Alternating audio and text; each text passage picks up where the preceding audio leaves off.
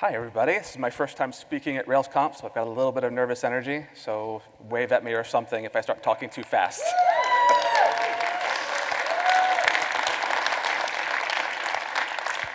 All right, so yeah, we'll talk about reacting to Hotwire. Click the button the other way. There we go. I'm currently a staff engineer at CareRev. CareRev is, I'm going to quote the company description because it sounds better than what I would come up with.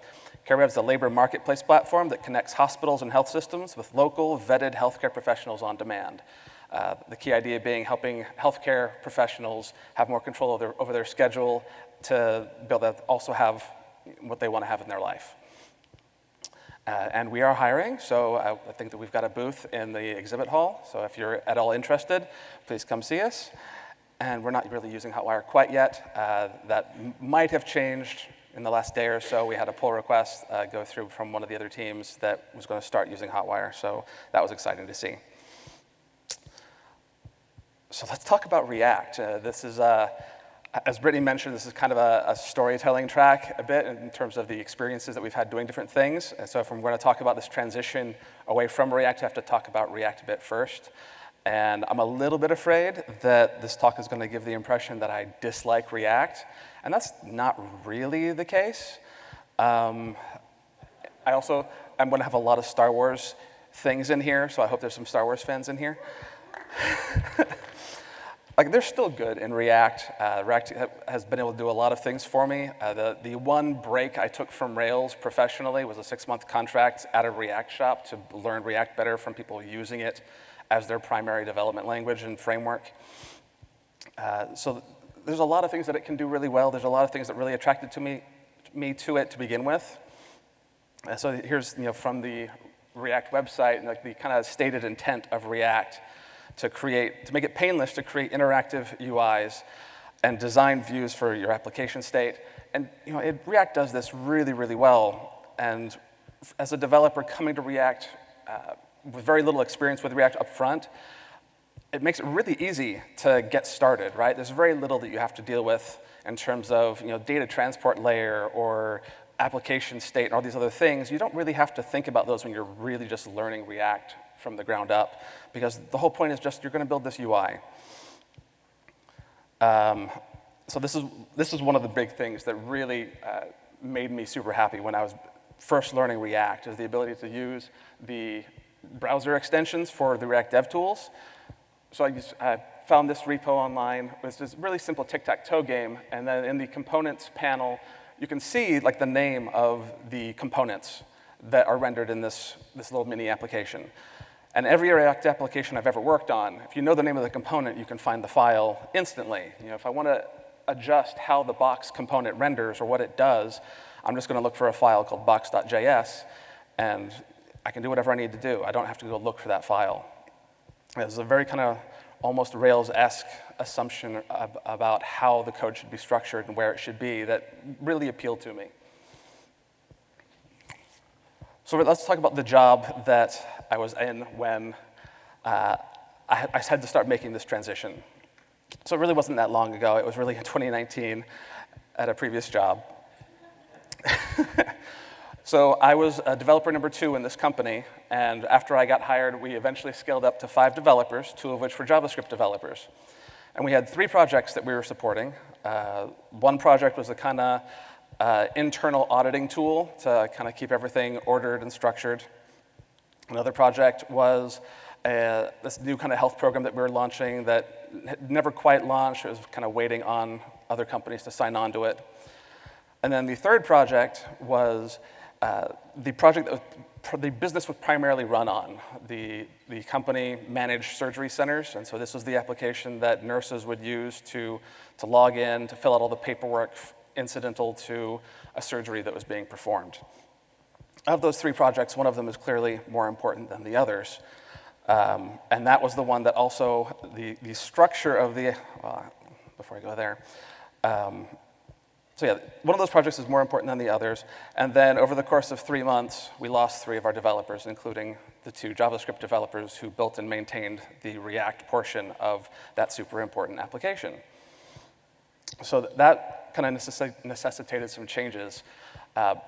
before I talk about this change really fast, when I talk about the structure of that application. So on the Rails side, it was an API that fed data to the React app. There's an admin site where company employees could log in to make some changes and manage the domain data. And there's a sprinkling of React in some of those admin pages, nothing approaching a single-page application style system, but just to kind of give it some dynamic flavor and to provide some feature sets that HTML can't do on its own.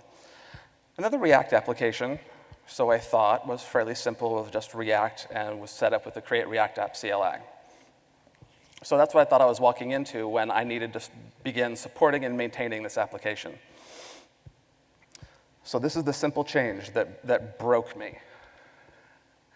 So in this application, there's a little drop-down menu. It opens up and it's got these 4 items. What the request was to add a new 5th item, this remove link. Clicking that link is going to open a modal with a form in it. They fill out that form, submit the form, and this piece of documentation gets removed from the patient that this screen was for. This sounds like such a simple change, right?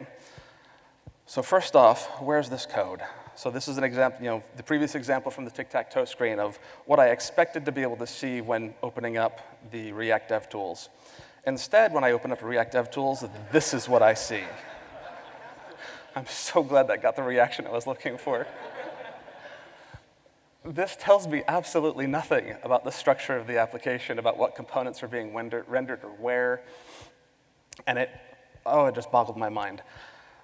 At the time, I thought this was the fault of the developers who built the system, but in preparing for this talk, I was looking for, like that tic-tac-toe application I pulled up earlier, I was looking for something like that to use to get a screenshot for what I did like, and I thought for sure some of these examples on the React JS homepage would give me what I wanted, but every single one of these examples exhibited the same behavior, which led me to believe, okay, this isn't really something that the developers in question did. This was more something probably in Create React app. I hadn't been able to dig in deep enough to figure out what's causing it or if I could disable it, but it was something more endemic to React than what I was comfortable dealing with.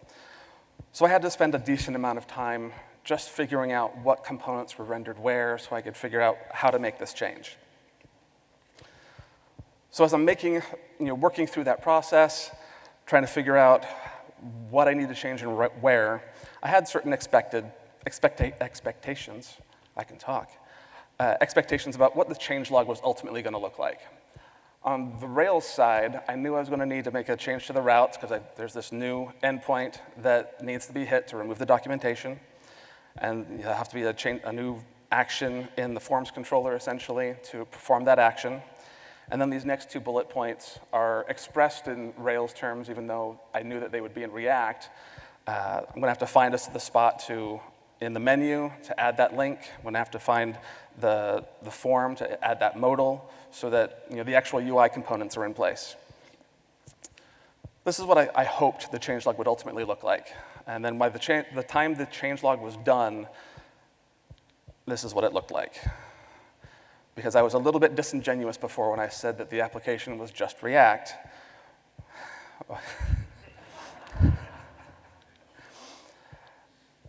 So yeah, I probably was a little bit energetic and animated about this problem at the time, just because such a simple change. I'm adding a link and adding a modal in a form. Why do I have to hit a dozen different files to add this into the system, right? So yeah, I tended to get a little bit animated. So back to the structure of this application. It wasn't just React. There was Redux in there. On top of Redux, there's this another thing called Rekit, which even talking with other React developers at the time, several of them expressed fascination with, what's Rekit? I've never heard of that one before. I was like, oh, great. That bodes well for me. So Rekit is this, comes with a development IDE that's kind of built alongside it called Rekit Studio. And this is kind of what Rekit Studio looks like by default. And most of the UI I kind of get, there's the file explorer on the left and the test coverage on the right and those boxes with some kind of dashboard indicators along the top. But that overview diagram in the middle kind of broke my mind a little bit because I don't know what that is and I'm a little bit afraid to try and learn what that is. So I was not excited about figuring out how to use Rekit. So this is when I kind of realized I needed to convince my managers that we needed to make a change. That without the JavaScript developers who built that system initially, we didn't really have the skill set and the buffer in our overhead in order to really continue to manage and maintain that application.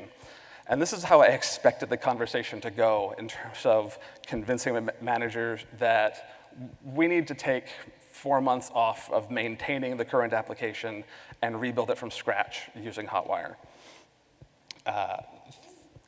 Because Hotwire is the way in terms of what I wanted to do and how I felt like this application needed to be built.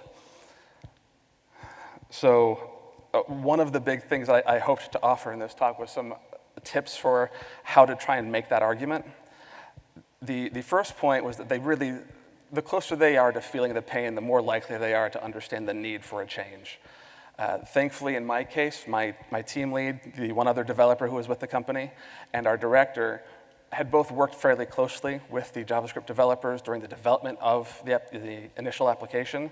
So they were aware of a lot of the pain points and a lot of the struggles that they had gone through and continued to have in maintaining that application.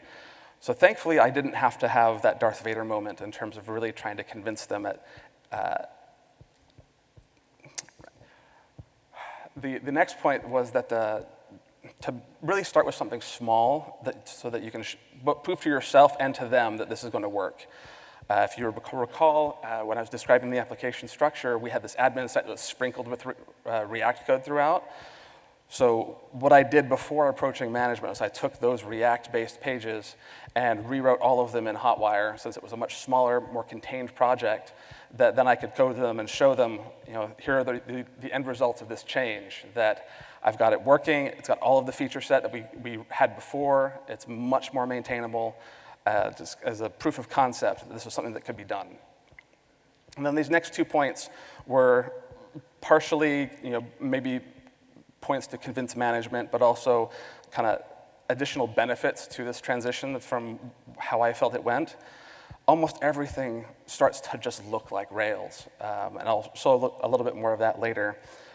But because it looks like Rails instead of being React or Redux or some other layer added into the mix, I felt like the barrier to entry was so much lower because you didn't need to know all these other things in order to read and understand the application. And we got to return it to the majestic monolith with Hotwire. The way the application was built before, they were in the same GitHub repository, but they were deployed separately as on separate servers, the client and the API. So with this, I was able to rebuild the client into the API part of the repository directly. So we didn't have this dual deploy anymore. We basically got to cut our server costs in half. So a little bit of fun with Hotwire. In React, this is a kind of an excerpt of code that I found littered throughout the application of whenever a component was going to asynchronously request data from the server, I always ended up finding code like this. We've got a piece of state that holds a loading Boolean that's defaulted to true, and it makes this API request, and if it doesn't error out, it sets the loading to false, and then re-renders whatever it got from the server. And this wasn't, I'm sure there are other ways of doing this in React, of abstracting it out to its own loading component or whatever, but this was one of the things that really started to irk me because this has nothing to do with the component itself. This just has to do with fetching data from the server and then knowing when it's done. So I took this example straight from the Hotwire website because this is one of the things that I first fell in love with, of just adding a turbo frame with an ID, and it'll just render those pieces out to you.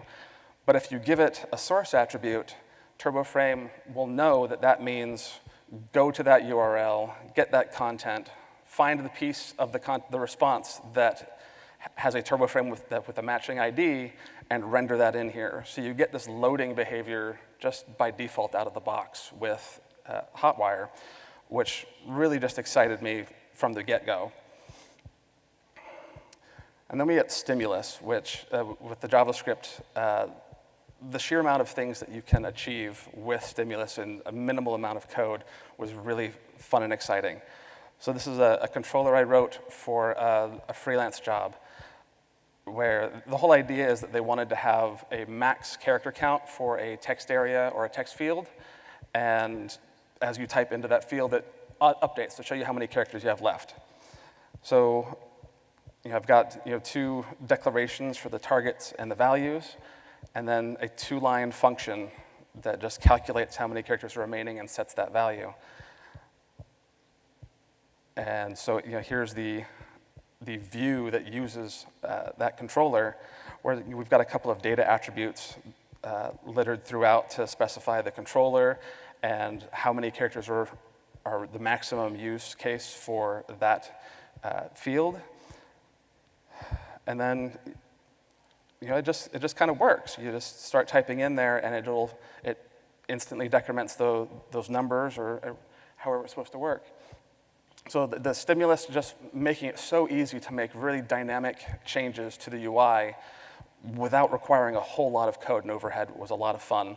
And then the additional just beauty of Stimulus being this open source system that it is that people started creating these wonderful libraries of very generic, general use components that you can go and pull down. This happens to be my favorite library of components that I've been using, in particular, the one at the bottom of this screen, Rails nested form. If anyone remembers like Cocoon or things like that before, this Rails nested form controller does all of that, and you have to write 0 JavaScript. You just include that package and structure the DOM the way it needs to be structured, and it'll just work. And it's just a beautiful thing. And then fun with turbo frames plus turbo streams. So again, this is from this freelance application that I did a while back. So with this screen here, we've got those links across the top in the orange. If you click on the edit, or I guess the edit's the primary one. If you click on the edit link there, it'll open up the form for this entry. But if you click the new button, it opens this new form over here. And you can fill it in and submit it, and it just creates this new entry right there. And all of this is happening without a single full page reload. This is all just happening in the context of that initial page. And then I can hit the new button again, and the form is still there. It's blank. I can create a new entry. And this is the thing I was talking about before, about how everything just looks like Rails. So here's the controller actions for the index and create actions, where nothing that's happening here tells you that anything's going on in terms of Hotwire or Stimulus or turbo frames, turbo streams. It just looks like a typical controller. And down here to I guess this is the index view. It still just looks like a really typical index view. Nothing's happening here that's really unusual.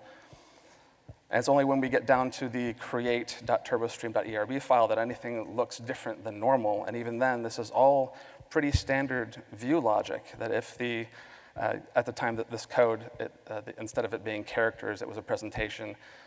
If the presentation was persisted, if it was saved to the database, then great. We want to render out a new presentation form, so we clear out the existing form and render out this new presentation that was created. And otherwise, if it wasn't, we want to render out the original form again with the data they submitted and whatever errors were inherent in why it wasn't saved. And so much of what attracted me to Rails when I was first learning Rails was this idea of just the conventions that were in place of how things could just work and read almost normally. And Hotwire has got me back to that place so much in terms of just React required so many different ways of thought about how to build the UI.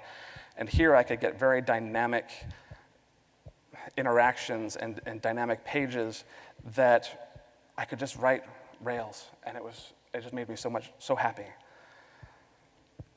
And then this is the view at the layer of one of those objects, where the only thing out of normal for rendering the view is a turbo frame tag at the top of the page there, just to give it the DOM ID, so that when changes are going to be made to the UI, Turbo knows what to do with it. And that's all it really took.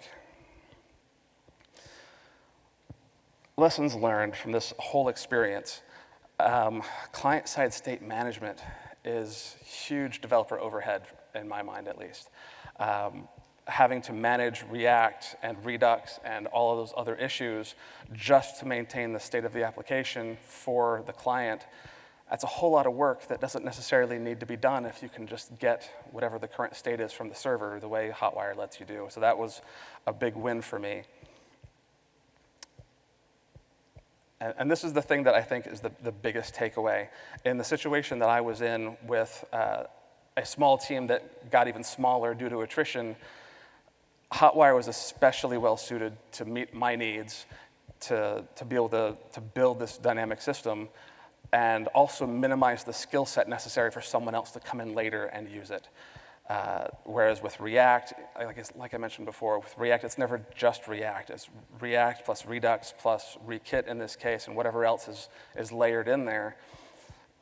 This way, like the developers who came after me on this project, all they really needed to know was Rails, and anything else they could figure out from the existing code. So I kind of mentioned that this was a bit of a story. So I started this project, I got management approval to spend however long it took to rebuild this React application into Hotwire. Ultimately, it took about 4 months to go from start to finish. And when it was launched, we had weekly kind of catch-up meetings to see how things were going, to show them the progress I'd been making. At the end of that 4 months, we launched that project, and I started working on updating one of the other projects to use Hotwire as well. And then I got a different job offer and joined my current company, CareRev. But I reached out to my former director in preparation for this talk to try and just see how things were going, see if they were still using what I had built. And he expressed that, yeah, they were still using it, they were still building on it. Everybody had been really pleased with how it had ended up. So that was kind of made me especially happy that I was able to find a way to help build that company and leave it a significantly better place than I had left it before. So yeah, that's pretty much all I have. This is my Twitter handle. Be warned, I don't really tweet about tech stuff all that often. It's mostly about my family and board games and other nerdy things. You've been warned in case you ever decide to follow me. And that's it. Thank you very much.